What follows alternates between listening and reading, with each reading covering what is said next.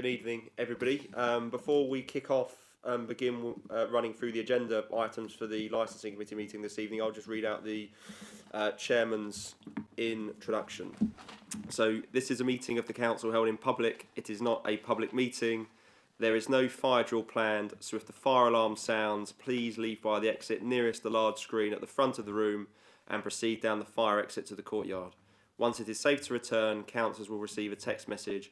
Officers will also advise when it is safe to return to the meeting. We are recording the meeting this evening using our webcasting system. The webcast will be transmitted live and will also be available on the Council's website following the meeting. All mobile devices should be switched off or set to silent so that the meeting is not interrupted by ringtones. So with that introduction done, we'll move on to agenda item 1, apologies for absence. So Emma, I think we only have one apology for absence this evening. Yes. Thank you, Chair. An apology from Councillor Journet. Lovely. Thank you, Emma. Agenda item 2, declarations of interest. Are there any declarations of interest that any members of the committee would like to make? I'll take that as no declarations of interest, Emma. So agenda item 3, minutes. Confirmation of the minutes of the Licensing Committee held on the 23rd of July 2025.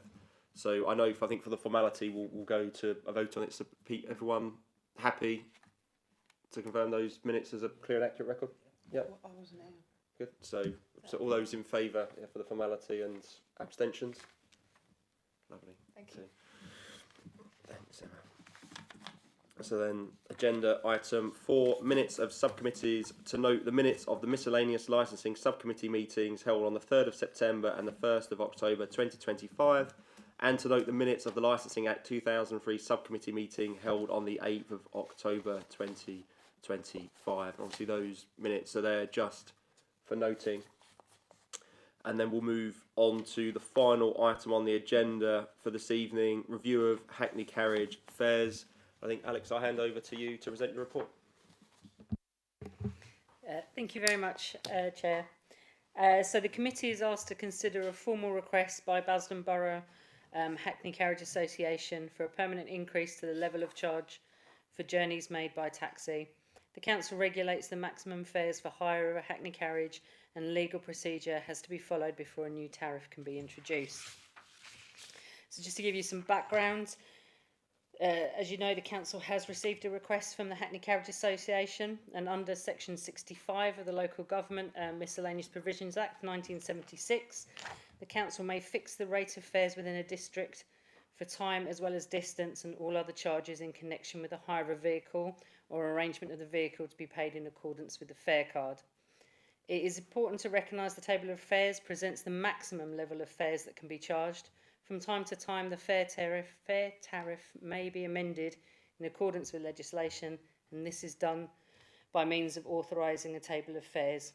So a copy of the current Basildon table of fares is attached as enclosure number 1. The current fare has been in place at September 2023, and prior to this date, the last tariff change was back in 2018. Historically, requests of fare increases have been made by the association. Any proposed increases must be advertised at least once in the local newspaper and given them a minimum of 14 days of objections to be received. But I'll go further into the actual schedule of how we go through that process. So while it's essential for local authorities to consider the interests of consumers, this must be carefully balanced with the need to ensure fair remuneration for taxi drivers, owners and operators. Adequate compensation encourages taxis to be available during peak and demand periods, such as late night. If nighttime rates are set too low, there may be insufficient drivers willing to work when certain members of the community rely on their service the most. Moreover, fares that are too low may compel drivers to work excessively long hours to sustain their income, potentially compromising public safety. Regular fare adjustments also help align taxi earnings with the average wage levels, supporting the professionalism of the trade, promoting job security and maintaining consistent standards of service. So there are some figures contained in this report, and there are also an appendices attached to this report with a number of figures, both from the Hackney Carriage Association and from the government sites. Over the past 6 years, the trade has faced a series of challenges stemming not only from the COVID-19 pandemic, but also from ongoing cost of living crisis. These factors have continued to impact on driver income, particularly due to the sustained shift towards remote working among residents and the prolonged downturn in the nighttime economy throughout parts of the year. Long-term behavioural changes, especially the widespread continuation of working from home, have further reduced the demand for services and at the same time increased competition for drivers across the broader transport sector has made alternative employment options more appealing to the licensed drivers. In light of these pressures, it's important to consider measures that incentivise drivers to remain within the Hackney carriage trade. This is especially critical for late night services where reduced driver availability can pose heightened risk to passenger safety. Basden Council has maintained a policy since 2005 requiring all newly Hackney carriage vehicles to be wheelchair accessible. Under this policy, wheelchair accessible vehicles must be replaced upon reaching 15 years of age, and saloon style vehicles must be replaced upon reaching 8 years of age. As a result, many current licensed vehicles are approaching the end of their licensable life, and although the Council introduced temporary flexibility during COVID and following COVID, proprietors will need to begin planning for vehicle replacements in the coming years. If drivers are unable to afford newer wheelchair accessible vehicles, or if those with grandfather plates are restricted from upgrading to newer saloon vehicles due to the limited potential of earning, the numbers of both wheelchair accessible and saloon style Hackney carriage vehicles in operation are likely to decline further. This downward trend is already apparent. There is currently just 115 licensed Hackney carriages, only 40 of which are wheelchair accessible. At the time of the last fare adjustment, in 2023, there were 139 licensed vehicles, and that included 60 wheelchairs. Back in 2019, the fleet comprised of 181 licensed vehicles with 101 offering wheelchairs. This downward trajectory highlights the need to consider measures that support vehicle replacement and help maintain accessibility standards within the fleet. So we received the request in November from the Hackney Carriage Association, and that copy of the request is shown as enclosure number 2. And additional figures supporting that request are there as well, and the proposed tariff card is shown as enclosure number 3. The association has made the request due to the mounting pressures of the cost of living, and the request is as follows: 40p increase on the tariff for up to 4 passengers, and 60p increase to the tariff for over 4 passengers. Sorry, did I repeat myself? 40p for up to 4 and 60p for over 4 passengers. Basden is currently shown as 180th out of 341 local authorities in the National League of Hackney Carriage Fares, which is compiled by the Private Hire and Taxi Monthly magazine. That was taken from October 25. And within Essex, Basden is currently shown as within the bottom 3 of the 13 local authorities which set Hackney carriage fares, with only Castle Point and Thurrock being below us. So the consultation will be looking to circulate the details of the fare increase to all the Hackney carriage and private hire drivers, proprietors and operators on the 17th of November 2025. This will be done via email and include a survey link, and will open for a 4-week consultation period. Responses will be collated and assessed, and should a significant number of objections be received, as determined by the chair of the licensing committee and the manager of environmental health, the matter will be referred back to the licensing committee for further consideration. In any case, a summary of any objections received shall be reported to the next licensing committee. If no objections are raised, the proposed fare increase will be advertised in line with the statutory requirements, either following the consultation period or, if necessary, upon further review from the licensing committee. So I've put a timeline, it's on page 34. So we'd consult with the trade, review with licensing committee if required. We'd put a public notice in on the 29th of January 26. The 14-day ends on the 12th of February 2026, and if there are no objections, then we will take effect on the 23rd of March, which will allow us time to print the tariff cards, arrange for the meters to take place the day, because we normally do it on one day, and have the agents to come down and arrange for the Hackney carriages to come down within that timescale and have their meters updated. There are some statistics and additional information shown as enclosure number 4. So the recommendation is that the licensing committee considers the content of the report to identify whether an increase in the fare tariff is appropriate at this time. If an increase is judged appropriate, to consider the acceptability of the proposed increase in the table of fares as set out in enclosure number 3, and that these changes should be consulted on and advertised accordingly in accordance with the timelines set out in the body of this report. If no representations are received within the period allowed, the increase of the table of fares should be come into effect on the 23rd of March 2026. And that the Manager of Environmental Health be granted delegated authority in consultation with the Chair of the Licensing Committee to consider any representations received which are not withdrawn during the consultation period and to determine the appropriate response required, including the approval of amendments to the table of fares if considered necessary, and fixing of another date of a revised table of fares to come into effect as necessary. That's the end of my report. Thank you very much for that thorough presentation, Alex, and for the thorough report as well. I'm conscious that this item has come to the committee following a request that's been received from the Basildon Borough Hackney Carriage Association. I think before we go to questions on the presentation provided by Alex, I know that we've got the Secretary of the Hackney Carriage Association with us tonight. I'm not sure, Keith, at this point, if there's something you'd like to add or address to the committee, and then we can go to questions and further information from that. So, Keith, if you'd like to speak. There's only one point really. The bit about we're in the bottom 3 of the local councils.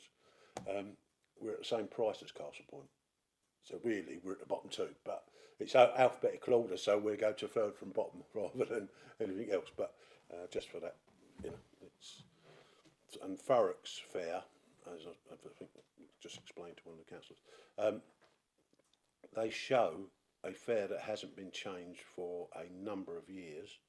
The reason being that the majority of their vehicles work on circuits, and the circuits don't allow them to use their meters. They quote prices, and so the majority of them are private hire. There's a few Hackneys, but the majority of them are private hire, and it's a set fare, so wherever you're going you will say how much, and that's that. The meters don't go on. The question is whether that's legal, because if they charge more than the meter would be set, but they're being allowed to get away with it because they're being treated as private hire even though they're Hackney carriages. So that's why theirs hasn't changed for about 6 years, I think, since they last had a fare increase. No, really we're at the bottom for Essex, and we'd always tended, and it was something that the council always stipulated when we had these meetings previously, that we should be somewhere around the middle of the borough, not borough, sorry, the complete area for us all.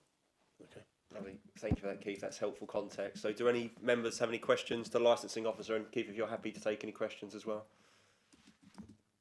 Councillor Sargent.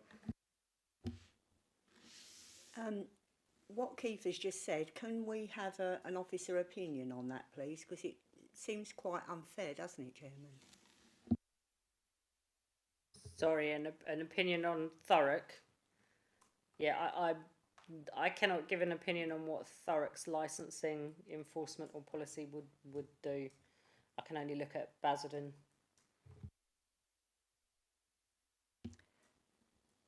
Does it impact Basildon at all?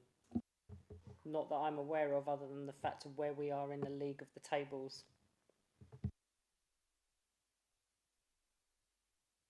Any other members have any questions on the report and the kind of the oral evidence information that you've heard this evening? Councillor Allen, then we'll go to Councillor Lawrence.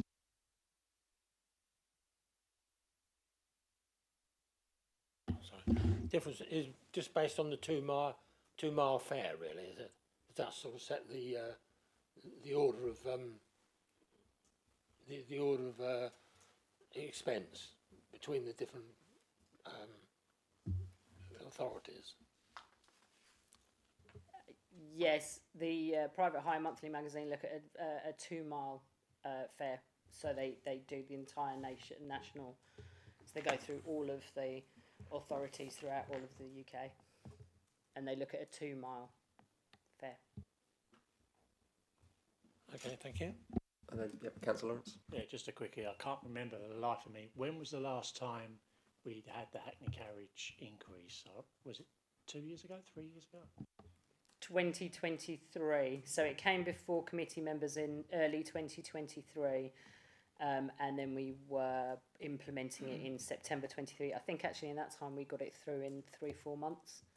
So we had it just before summer and we'd implemented it by September 23. And prior to that, it was 2018 was the time before. So the trade hadn't increased there, hadn't requested an increase through COVID and following COVID. Yeah, I remember it. I just couldn't remember when it was. I knew it was a lot in the last couple of years. Time flies. I mean, like last time and like this time for the report, from my memory, is my uptake on it is send it out to consultation and see what we get back, like we always do. Thank you for that, Councillor Lawrence. I agree with you. I've got one question for you, Keith, if that's okay. Just regarding the kind of almost the pricing structure. So obviously, so what the question is: why 40p and why 60p for up to 4 passengers and then over 4 passengers, respectively? How did you kind of get to those figures? So we laid out a chart of figures to the association members and showed them now the difference between a saloon car and a vehicle that carries 5 passengers plus. It will also carry the up to 4 passengers, but the minute they get 5 in, it's treated as a minibus, because a private hire would be a minibus and the carriages are a minibus. So the difference has always been you have a car price and then the bus price is a time and a half of what the car price was. So if we were increasing by 40 pence, time and a half of that is 60 pence. So that's how that's done. Is that what we need? Lovely, thank you for that, Keith. Any other members have anything they wish to say at this point? I certainly think, obviously, having what the officer has presented, what's in the report, obviously the need to balance the consumer with fair remuneration for drivers, and I believe that the request the fare increase that's been requested, I think will help make sure that balance is balanced finely. And fairly, and I'm also conscious of the consequences of inaction on this point, particularly around the availability of cabs and incentivising drivers to stay in the trade and even join the trade as well. And obviously I'm conscious of the league tables as well that show that, as I say, while nationally we're in the middle, obviously for a county-wide level we're down near the bottom, and that would show that actually that balance currently might be out of kilter, particularly when you're considering drivers and operators. So as I haven't sensed any kind of controversy around the recommendations, I'll proceed to kind of take a vote on all of them en bloc if everyone's happy with that. So all those in favour of the recommendations as read out by the officer and included on the agenda pack, so all those in favour? Lovely, that is carried unanimously. I think that concludes the business of the committee for this evening. So thank you everybody for attending, and thank you Keith and Mark for attending as well.